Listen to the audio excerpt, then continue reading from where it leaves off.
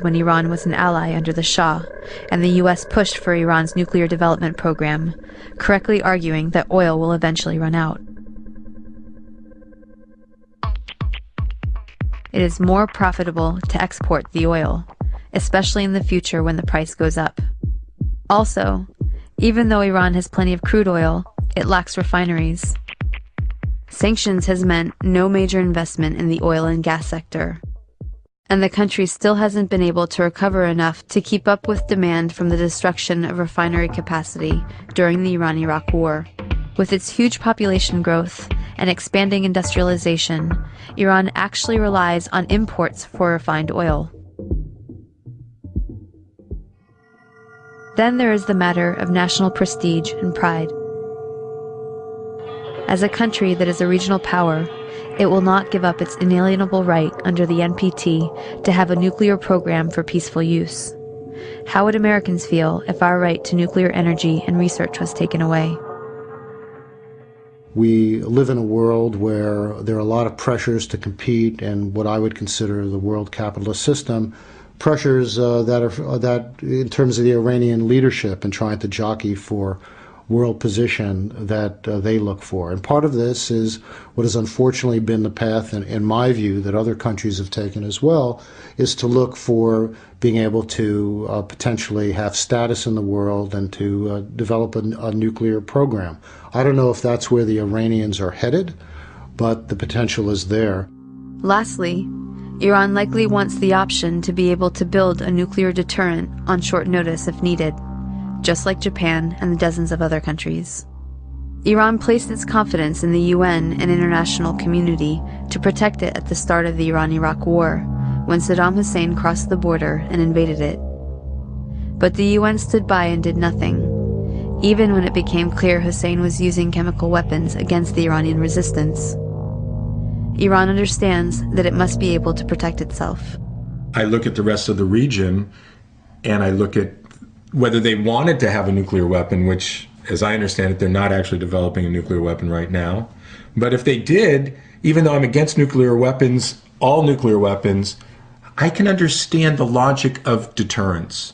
I see India, I see Pakistan, I see Israel, I see they're at odds with their neighbor and nearby neighbor Saudi Arabia. And then I look at North Korea barely having a bomb and delivery systems, and the United States not going at war with them. It looks like, from Iran's perspective, in my mind, that they would think that they should have a nuclear weapon. And yet, polls there show that they want to have the right to it, as any other country would have a right to nuclear energy. But it's not clear that they're developing nuclear weapons, though I would understand why they would if they were. While holding the option to develop nuclear weapons if needed, there are good reasons why Iran would hope not to have to exercise that option. The last thing it wants to do is alienate neighboring Arab countries, who might align with the US if they feel threatened by knowing Iran has nuclear weapons.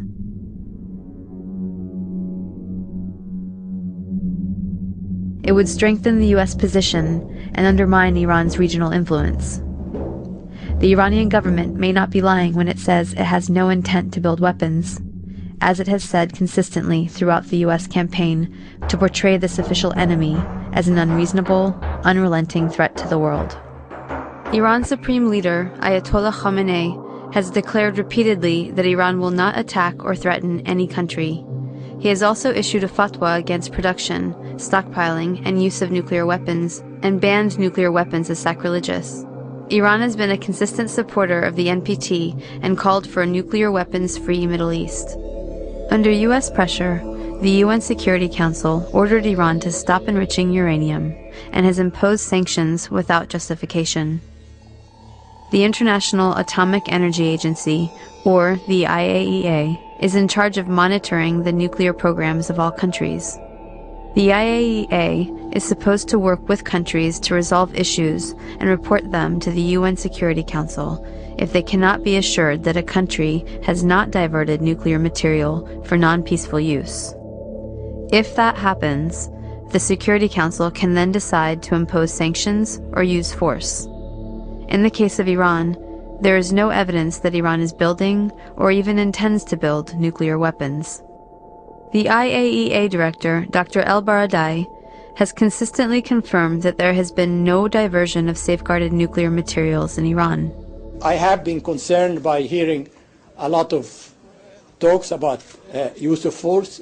I think that's, in my view, very counterproductive.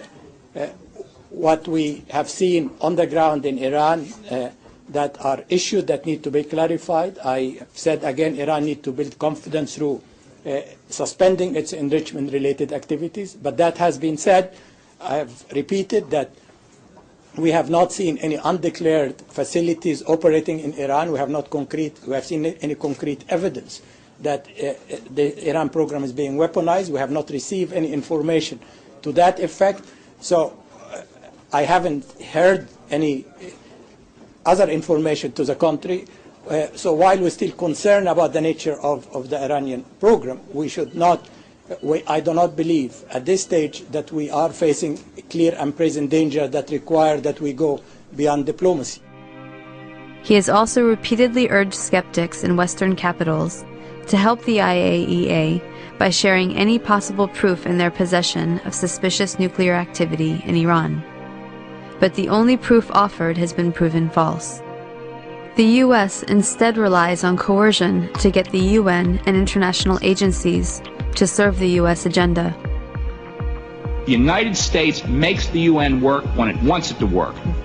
And that is exactly the way it should be, because the only question for the United States is what's in our national interest. And if you don't like that, I'm sorry, but that is the fact.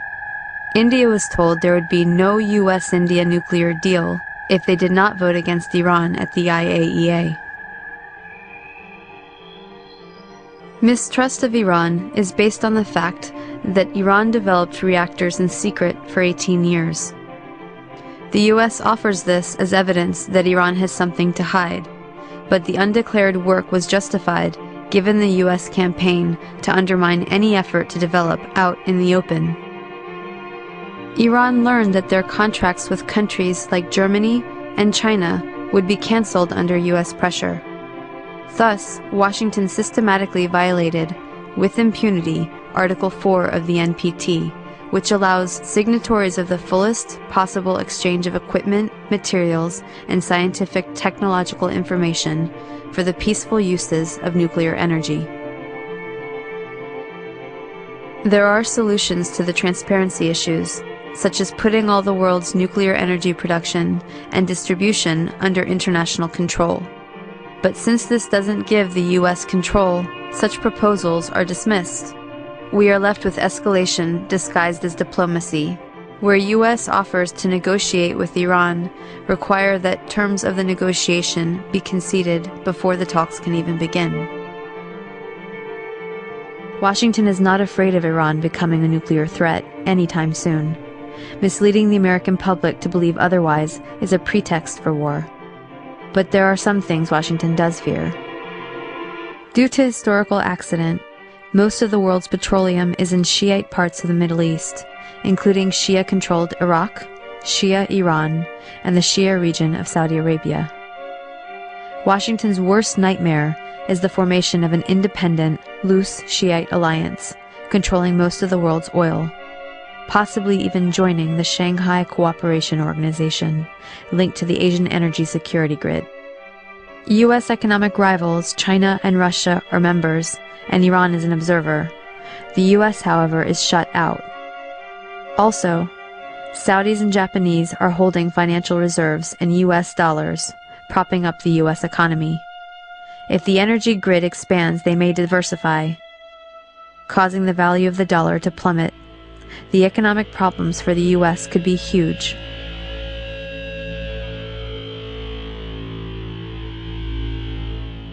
There are accusations that Iran is supporting terrorism. When we're talking about questions of sponsoring terrorism, I think we have to pull back a little bit and really ask what do we mean by terrorism? If we're looking at it from the standpoint of one definition, which is armed groups targeting civilians and causing innocent people to die for whatever reason that motivates them, there are indications that indeed Iran might be providing some support to groups who would undertake those type of actions. On the other hand, many of these same groups themselves have legitimate political grievances in terms of the ongoing situation in the Middle East, in terms of the situation, for example, in Israel and Palestine, where people are deprived of their rights. So if we look historically at the issue of terrorism, it can be said in many circumstances that one person's terrorist is another person's freedom fighter. We could certainly look at the history of South Africa, for example, to see where Nelson Mandela and the members of the African National Congress were painted as terrorists, and now we recognize their contributions to freedom in their country. Compared with this issue, we also have to look at what the experience of our country has been and what we have both directly and indirectly supported, which could equally be looked at as terrorism. So we can look at the fact of the wars in Central America of the 1980s, where we backed death squads in Guatemala and El Salvador, and we backed the counter-revolution in Nicaragua, all which targeted innocent people, which propagated severe human rights abuses, including torture on many of these people. We could look also going back to Africa in terms of the United States cooperation with South Africa in suppressing the frontline regimes in Angola, Mozambique, and Guinea-Bissau, countries that at the beginning had a real chance to make real change in their countries in the post-colonial era, but because of our interest in countering Soviet power during the time of the Cold War, we backed the most ruthless mercenaries, and millions of people died. The consequences of those types of policies, which are equivalent to what the carnage wrought by terrorism, has been, for example, in Africa, countries that are awash with arms, that our country permits small arms, hundreds of thousands to flood places like Africa, where the really terrible wars in places like Sierra Leone and other countries in West Africa flourish. So again, we really have to look at the responsibility going across many different countries in this case, and in particular, since we're here in the United States, to look at the prime responsibility of our country being the strongest superpower in the world is basically dictating the course of action for much of the way the rest of the world runs. Add this to the double hypocrisy of the US, one for complaining about Iran interfering in Iraq.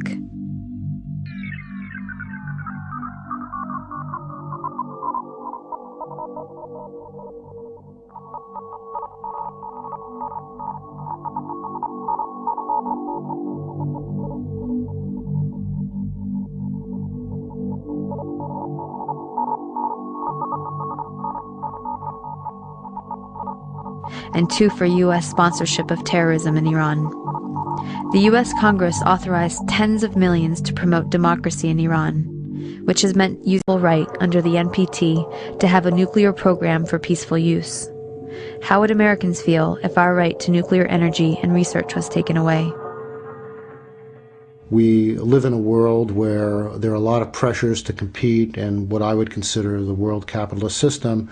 Pressures that growth and expanding industrialization, Iran actually relies on imports for refined oil. Then there is the matter of national prestige and pride. As a country that is a regional power, it will not give up its inalienable that in terms of the Iranian leadership and trying to jockey for world position that they look for. And part of this is what has unfortunately been the path, in my view, that other countries have taken as well, is to look for being able to potentially have status in the world. And even though Iran has plenty of crude oil, it lacks refineries. Sanctions has meant no major investment in the oil and gas sector.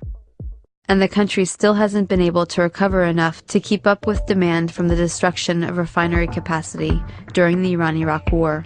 With its huge population when Iran was an ally under the Shah, and the US pushed for Iran's nuclear development program, correctly arguing that oil will eventually run out. It is more profitable to export the oil, especially in the future when the price goes up. Also,